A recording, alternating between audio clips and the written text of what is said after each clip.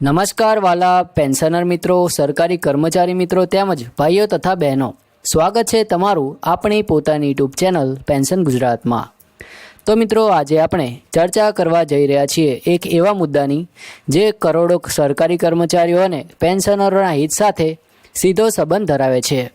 તો મિત્રો, 18 મહિનાના બાકી ડીએ અને ડીઆર એરિયર્સ અને સાથે જ 8મા પગાર પંચના અમલીકરણ વિશે આજે આપણે વાત કરવાના છીએ।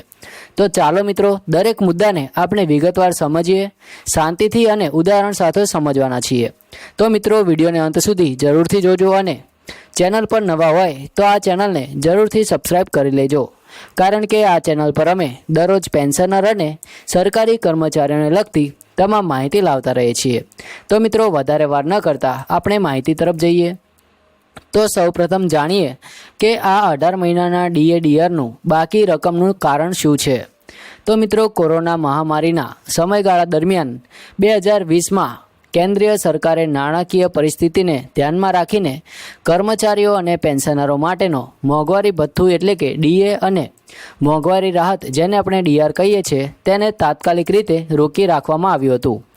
આ સમયગાળો જાન્યુઆરી 2020થી જૂન 2021 સુધી એટલે કે 18 મહિનાનો સમયગાળો હતો।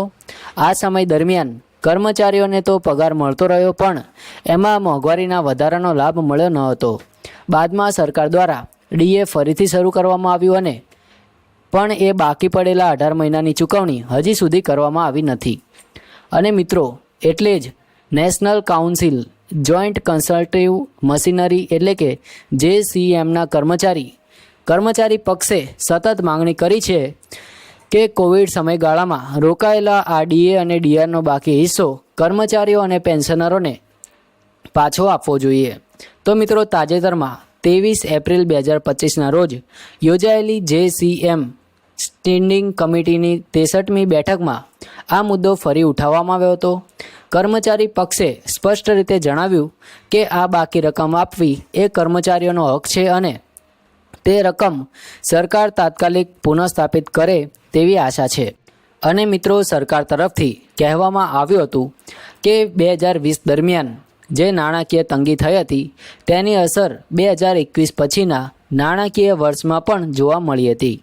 તેના કારણે તે સમયગાળાની બાકી રકમ ચૂકવી ન શક્યા હતા, પરંતુ હાલની પરિસ્થિતિ બદલાઈ રહી છે, અર્થતંત્રમાં સુધારો આવી રહ્યો છે અને મિત્રો, ટેક્સ કલેક્શન ખૂબ જ વધી રહ્યું છે અને સરકાર વિવિધ ક્ષેત્રોમાં નાણાકીય રાહતો આપી રહી છે। આથી કર્મચારી પક્ષ ફરી આશાવાદી છે કે આગામી બજેટ કે ખાસ જાહેરાતમાં આ 18 મહિનાના ડીઆર એરિયર્સની ચૂકવણીનો નિર્ણય આવી શકે છે। હવે મિત્રો, વાત કરીએ કે કેટલું આવશે રકમ તમારા ખાતામાં। હવે એક અગત્યનો પ્રશ્ન છે કે આ 18 મહિનાના બાકી ડીઆરની ખરેખર કેટલો લાભ મળી શકે છે। તો મિત્રો, ધારો કે ઉદાહરણ લઈએ, જો કોઈ કર્મચારીનો મૂળ પગાર 40,000 રૂપિયા હોય અને એ સમય દરમિયાન ડીએનો દર સરેરાશ 17%થી 28% વચ્ચે રહ્યો હોય, તો આશરે 80,000થી 1.2 લાખ એટલે કે 1,20,000 રૂપિયા સુધીની રકમ તેના ખાતામાં આવી શકે છે। પેન્શનરો માટે પણ આ જ રીતે ગણતરી કરવામાં આવશે, એટલે કે પેન્શનના 50% મુજબ ગણતરી કરવામાં આવશે।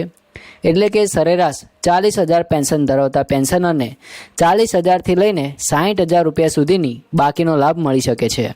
આ એક મોટો ફાયદો છે, ખાસ કરીને તે લોકો માટે જેમને નિવૃત્તિ પછી ઘર ચલાવવું ખૂબ જ મુશ્કેલ બન્યું હતું। મિત્રો, હવે આપણે બીજા મોટા મુદ્દા પર આવીએ, એ છે 8મું પગાર પંચ। મિત્રો, 7મું પગાર પંચ 1 જાન્યુઆરી 2016માં અમલમાં આવ્યું હતું। તેનો કાર્યકાળ 31 ડિસેમ્બર 2025 પર સમાપ્ત થવાનો છે। એના અનુસંધાને હવે 8મા પગાર પંચની રચના વિશે ચર્ચા ચાલી રહી છે। અને મિત્રો, જાન્યુઆરી 2025માં કેન્દ્ર સરકારે જણાવ્યું હતું કે 8મા પગાર પંચની રચના અંગે વિચારણા ચાલુ છે, પરંતુ અત્યાર સુધી કમિશનની રચના કે તેની ટર્મ્સ ઓફ રેફરન્સ એટલે કે TOR જાહેર કરવામાં આવી નથી। આથી કર્મચારીઓમાં પણ એક પ્રકારની મૂંઝવણ છે કે કમિશન ક્યારે રચાશે અને નવી ભલામણો ક્યારે લાગુ થશે। આ તમામ પ્રકારની કર્મચારીઓને મૂંઝવણ રહેલી છે। મિત્રો, હવે અગાઉના પગાર પંચનો સમયગાળો ઉદાહરણ રૂપે જોઈએ તો જો આપણે ઉદાહરણ લઈએ તો 7મા પગાર પંચની રચના ફેબ્રુઆરી 2014માં કરવામાં આવી હતી અને તેનો અહેવાલ નવેમ્બર 2015માં રજૂ થયો હતો અને તેનો અમલ મિત્રો 1 જાન્યુઆરી 2016થી કરવામાં આવ્યો હતો. એટલે પગાર પંચની રચનાથી અમલ સુધીનો સમયગાળો આશરે 2 વર્ષનો રહ્યો હતો. તેથી જો સમાન પ્રક્રિયા 8મા પગાર પંચ માટે અપનાવવામાં આવે છે તો તેની ભલામણો એપ્રિલ 2027થી શરૂ થતા નાણાકીય વર્ષમાં અમલમાં આવી શકે છે. હવે મિત્રો વાત કરીએ કે પગારમાં કેટલો વધારો થવાની શક્યતા છે. તો કર્મચારીઓ અને પેન્શનરો બંને માટે આ પ્રશ્ન સૌથી અગત્યનો છે. મિત્રો રિપોર્ટ્સ મુજબ ગણીએ તો 8મા પગાર પંચ હેઠળ ફિટમેન્ટ ફેક્ટર 2.28થી લઈને 2.86 વચ્ચે રહેવાની સંભાવના છે.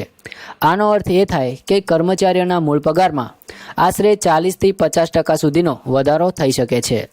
ઉદાહરણ તરીકે જો કોઈ કર્મચારીનો હાલનો મૂળ પગાર 20,000 રૂપિયા છે તો વધારા પછી તે 28,000થી લઈને 30,000 સુધી પહોંચી શકે છે. અને મિત્રો લઘુત્તમ પગાર કેટલો થઈ શકે તેની વાત કરીએ તો તાજેતરમાં કોટક ઇન્સ્ટિટ્યુશન એક્ટિવિટીઝ દ્વારા બહાર પાડવામાં આવેલા અહેવાલ મુજબ 8મા પગાર પંચ હેઠળ લઘુત્તમ પગાર રૂપિયા 18,000થી વધારીને આશરે 30,000 રૂપિયા સુધી થઈ શકે છે. આ સુધારાથી ન માત્ર પગાર વધશે પરંતુ પેન્શનની ગણતરીમાં પણ સીધી અસર પડશે. પેન્શનનો આધાર પણ વધારેલા પગાર પણ ગણવામાં આવે છે. તેથી પેન્શનરોને પણ સારો વધારો મળશે તેવી આશા છે. અને મિત્રો નાણાકીય અસરની વાત કરીએ તો અહેવાલો મુજબ 8મા પગાર પંચના અમલથી સરકાર પર આશરે રૂપિયા 2.4 લાખ કરોડથી રૂપિયા 3.2 લાખ કરોડ સુધીનો નાણાકીય બોજ આવશે એવી આશા છે, જે દેશના જીડીપીના 0.6%થી લઈને 0.8% જેટલો હોઈ શકે છે. મિત્રો સરકાર માટે આ ખર્ચ મોટો છે, પરંતુ એક સાથે એ કર્મચારીઓ અને પેન્શનરો માટે ન્યાયનો પણ પ્રશ્ન ગણી શકાય.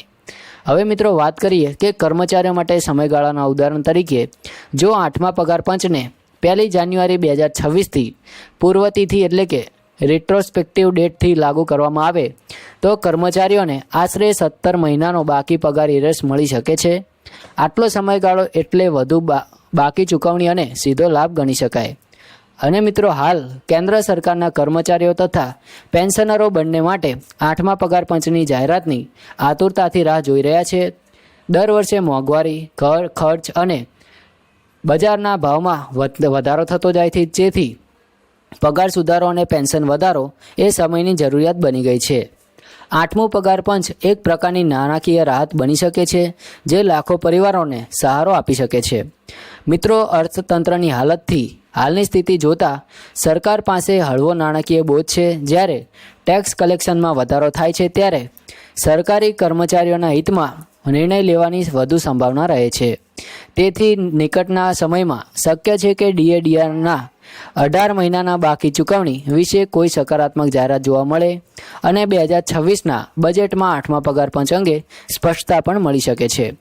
મિત્રો પેન્શનરો માટે આ બંને બાબતો અત્યંત મહત્વપૂર્ણ છે. એક તો છે બાકી ડીઆરની ચૂકવણી અને બીજું છે પેન્શનનો વધારો, જે 8મા પગાર પંચથી આપમેળે જોવા મળશે. કારણ કે પેન્શનની ગણતરી મૂળ પગારના આધારે થાય છે. જ્યારે મૂળ પગાર વધે ત્યારે પેન્શનમાં પણ વધારો થાય છે. તેનો સીધો અર્થ એ છે કે પેન્શનરોને દર મહિને વધુ રકમ મળશે. મિત્રો સરકારી કર્મચારીઓ અને પેન્શનરોના હિત માટે બંને મુદ્દાઓ, જેમાં 18 મહિનાનું બાકી ડીએ અને ડીઆર તેમજ 8મું પગાર પંચ દૂરદેશી નિર્ણયો ગણી શકાય છે. જો આ બંને અમલમાં આવે છે તો દેશના લાખો પરિવારોને નાણાકીય રાહત મળશે, જેમના માટે આ માત્ર રકમ નહીં પણ જિંદગીની સ્થિરતા ગણી શકાય. સરકાર, કર્મચારી સંગઠનો અને પેન્શનરો બંને વચ્ચે સંવાદ ચાલુ જ છે. હવે જો આવનારા સમયમાં કોઈ નિર્ણય લેવાય તો એ ખરેખર આનંદનો વિષય બનશે. તેથી મિત્રો આજના આ માહિતીસભર સત્રમાંથી આપણે સમજ્યા કે બાકી ડીએ અને ડીઆરનો પ્રશ્ન હજુ જીવંત છે, પરંતુ ચર્ચા સકારાત્મક દિશામાં આગળ વધી રહી છે અને 8મું પગાર પંચ કરોડો કર્મચારીઓ માટે નવી આશા બની રહ્યો છે. આપણે સૌએ આશા રાખવી જોઈએ કે આગામી વર્ષોમાં આ બંને સુવિધાઓ હકીકત બને અને દરેક પેન્શનર તેમજ કર્મચારીને તેનો યોગ્ય હક અને લાભ મળી રહે.